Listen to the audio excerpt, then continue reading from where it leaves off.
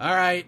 This man needs no introduction right now. He's a hero amongst all of us after Saturday night and on Friday. James Krause is here. James, so much to talk about. How are you, man? I appreciate the time. I'm good, man. How about you? I'm doing great. So, less than 72 hours later after Saturday, how does it all feel? I know it kind of sucks to not get the win, but you did something that I can't remember anybody else doing in the UFC. You went out there, had a competitive fight, up a weight class. A lot of people felt like you won that fight. How does it all feel less than 72 hours later? I feel good about it. I mean, I would do it all over again. I mean, I'm not hurt or anything now. I mean, I feel fine other than the cosmetics you see. I feel good. I would do the same thing over again next week if it was offered to me. Does this remind you of like your early days as a fighter? Because I'm reminded of a story of this fighter in New England. He told me that for his first professional fight, Joe Lozon showed up at the weigh-ins with a bag and said, if any of these bums fall out, I'll fight them. Like That on was a pretty day's much notice. half my amateur fights. So yeah, that was quite a few. Yeah, yes, it does.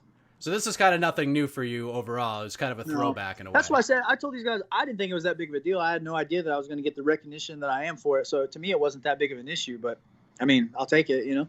Are you surprised with all the praise and the respect that you've gotten? Because I feel like even with the loss, you're still like probably the biggest star, made the biggest impact on the whole night.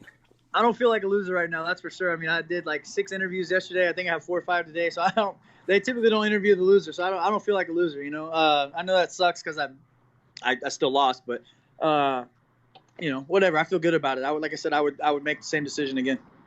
Like a lot of different times you talk to fighters, especially after a loss like this, and they talk about having to go back and watch the fight a bunch of times. I feel like with yours, I don't know if you did go back and watch it again. I feel like you didn't really need to. Yeah, what did you think of it watching it back? I thought I won. I mean, I thought I took first and third, and then without going in this because I would rather not dive a ton into this because it just irritates me every time I talk about it. But the judge gave me the third, but not the first, which I don't even know how that's possible. But yeah, I feel like I won. I feel like I fought well considering the circumstances that were put in front of me. I went up a weight class on short notice, really short notice. Literally coming off the couch, and I feel like I performed well. I feel like I won the fight. Both of you guys were gassed in that fight, and you could tell probably second, third round, like you were just fighting on sheer will, heart, and grit and determination at that point. When did you realize that? Like I'm sure you already know that fight shape and just being in good shape are two different things. You felt it in the back? In the back, yeah. I don't like normally when I'm ready, when I'm fight shape, I don't get tired ever. I just don't get that tired. I felt it. I was like, oh shit, this is not good. I wasn't tired or anything like that, but I've definitely felt it in the back. I was like, this is different. I'm not used to this. So yeah, I definitely felt it way before. Going in there, I'm sure you didn't have a ton of expectations. You're moving up a weight class and you're fighting a guy with power. I always expect to win. Yeah, always expect to win. I feel like I fought that guy a bunch of times. I expect to win I don't ever go into a fight expecting to lose. You know what I mean? Like, but there just wasn't much time to think about it. So I pretty much treated it like the Warley Alves fight, and I just got after it. And I just fought, man. Showed up and fought. You know what I mean? Like I didn't put much thought into it. I was good with it. I knew what I got myself into. I was okay with it, and I showed up and I fought. I meant more in the case like I know you expected to go in there and win, but like fighting a guy like that when he hit you for the first time, where you're just like, oh, this is yeah. What sucks is one of his best assets is his hand speed for middleweight. So he's got hand speed of welterweight, but he hits like a middleweight. So I felt it early. He definitely had some. Every shot he hit me with kind of moved me, in which I'm not used to. So it's I definitely felt it when he was on top of me. I felt it. I felt the size difference for sure, but. Were they factors? Yeah, absolutely. Were they determining factors? I don't think so, man. Like I said, I felt like I won the fight, and I would fight him again tomorrow. You know what I mean? There's nothing about that fight that scares me. He's tough. He's good. He's athletic. Hits hard. He's fast. But I didn't. There was nothing that I seen that scares me. You know what I mean? Like I feel good about it. Like I said, I feel like I won the fight anyway.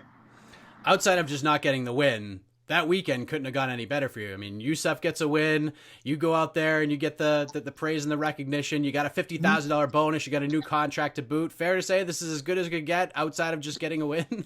I mean, yeah, man, I've gotten so much more than I expected to get. I got a new contract. I got a lot of praise from my peers, my bosses, even social media, you know what I mean? Which they're ruthless. And I've gotten so much support from everybody. And I feel like the MMA industry came together to give me support, which is crazy. You know what I mean? Like It's cool. It's really cool, man. Like I've never had notoriety like that through any win in my entire career. So it's been really cool. Are you enjoying this ride so far? I mean, this is a crazy sport, but I've been doing this a long time, man. I've been doing this for a long time. It's been a grind. I've been after this for a minute, and it's I'd be lying if I told you I didn't appreciate everything that was coming to me right now. No rest for the weary. Obviously, your team has a lot of big fights coming up over this next couple of months or so. So, are you excited to, put this behind you? You had a great little experience, but now it's back to coaching. Head forward. Let's get these guys and gals ready. Yeah, I was in the gym yesterday. I mean, yes. I mean, absolutely. The grind doesn't stop for a couple bumps and bruises, man. Like, it's not just me out there; it's my team, and we're trying to be the best in the world. And it takes doing things that other people won't do to achieve that. What did Mark Montoya say between the second and third rounds to you? I'm sure he got you all sorts of fired up. I'll be honest with you, I really don't remember. I sit down, and I said, he's beating my ass.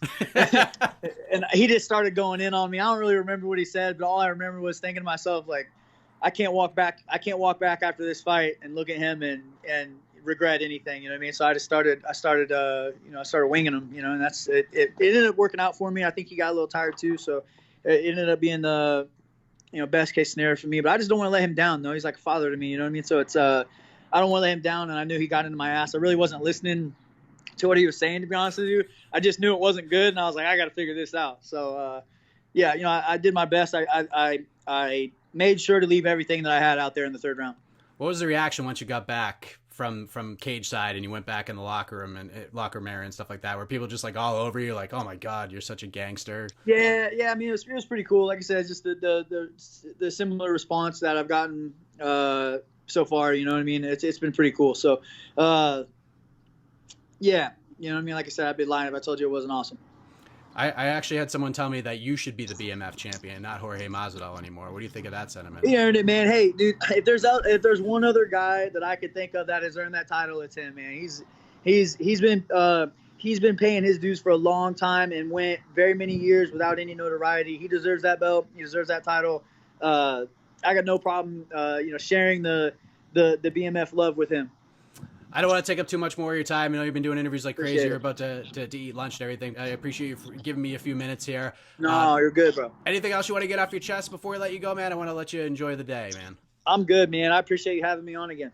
All right, thank you for the time. Phenomenal stuff over the weekend, man, and all the best to you and your team moving forward as we get ready for a big couple of months here. Thank you, man. I appreciate it.